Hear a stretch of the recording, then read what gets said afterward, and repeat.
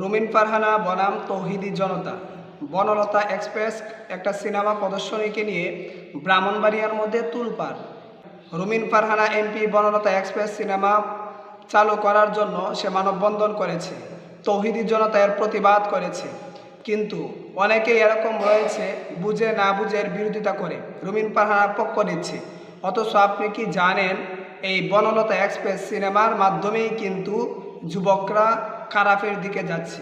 এই সিনেমার মধ্যেই দেখানো হচ্ছে রক্তপাত, পরকীয়া এবং প্রেম ভালোবাসা।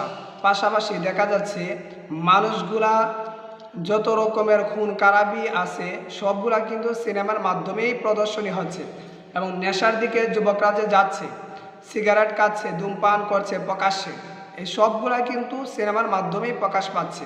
তাই আমাদের যুব সমাজ আজকে ধ্বংস হচ্ছে। কিন্তু সে একটা অভিভাবক, একটা আসনের, সে একটা এমপি।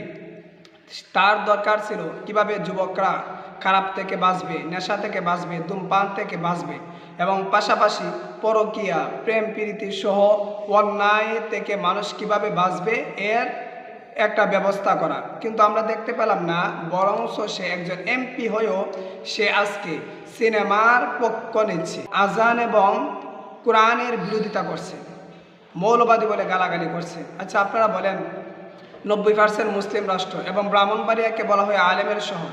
এই ব্রাহ্মণবাড়িয়ার মধ্যে আজান এবং কোরআনকে যে মহিলা অবমাননা করে, এর বিরুদ্ধে কথা বলে কোনো মুসলমান তার পক্ষ নিতে পারে না। যারা এই মহিলার পক্ষ নেবে, বোঝা যাবে তারা বুঝে না বুঝে তারা মুরতাদের পথে যাচ্ছে।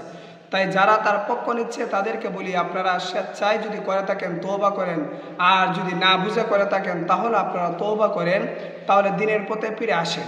একটা সিনেমার জন্য কোরআন এবং আজানকে কটাক্ষ করা হয়েছে, এর পক্ষ নিয়ে আপনারা আল্লাহর সাথে, রসুলের সাথে যুদ্ধ ঘোষণা না করে বরঞ্চ আজানের পক্ষ থাকেন, কোরআনের পক্ষ থাকেন, ওই মহিলাকে শুধরানোর ব্যবস্থা করে দেন।